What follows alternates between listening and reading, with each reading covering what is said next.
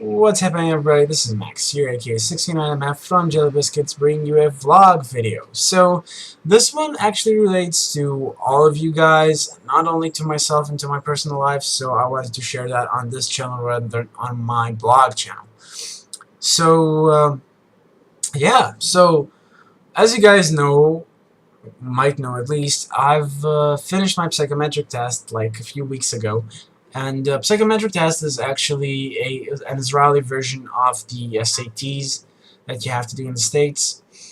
And I've been sort of going through a serious preparation to that, like 3 months of actually dedicating my free time into studying for the test. And I also got signed onto this course, which took like 15 hours away from my free time. And that's why I wasn't able to actually post any videos on YouTube. Doesn't matter that this is a fairly new channel. I had a channel before that, and I couldn't contribute to that channel anymore because I was actually very busy with my psychometric test and my studies. And when I sort of got liberated from that and I finished my test, I had a lot of time in my hands. And at first I was very happy, and I sort of started going out with friends, and everybody was so happy that I can once again go out and do shit. But then everybody got used to that, obviously, and I became really bored at many times. And boredom is actually a very funny thing, but it's quite dangerous on the other hand, because boredom is when your brain starts digging. Boredom is when your brain runs out of shit to process in the real time, and then it starts sort of traveling to different directions, or is empty. Because when you don't think of anything, then your brain for some reason starts to rethink and dig up onto shit that you've been thinking of during the past 3 days. In my case, it's always negative crap that I really don't want to think about, but I think about because I'm bored. So I usually have to do that. And when sort of your brain gets into this stage and it gets sick of just processing old thoughts, it goes to the stage of basically just lifting up and messing with objects in your room. That's a weird thing, but you just grab a thing and then you just go like, and you do that for a lot of time. I sat like that for a long time, maybe for half an hour, like this one day. And then when you get sick of that, you get into this weird cycle of walking outside your room, opening your fridge door, closing your fridge door if there isn't anything interesting to it, and going back to your room. And then 5 minutes after that, you once again give a visit to the fucking fridge. You open it up, and every time you open it up with a disappointed face. It's actually kind of a weird thing. I don't know what is it with people and refrigerators anyway, because fridge is a thing and a person is a person. Well, why would something new appear in your fridge? I don't know. I just, and you're not even hungry. You're just opening it up because you have to open it up, and it's a phenomenon that happens to everybody. Because it's not only me who does that. I know people from my family that do that, and I know other people, other kids that do that. So that's kind of a weird thing.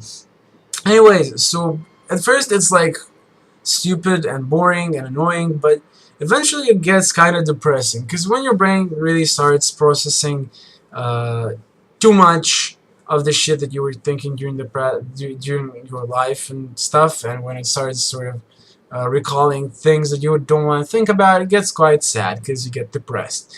And in order to prevent that, I found that the best way is to actually get a project. Because I'm not a good student, and I sort of enjoy the state of not doing the shit that I have to do for school, just because, even though I have the time.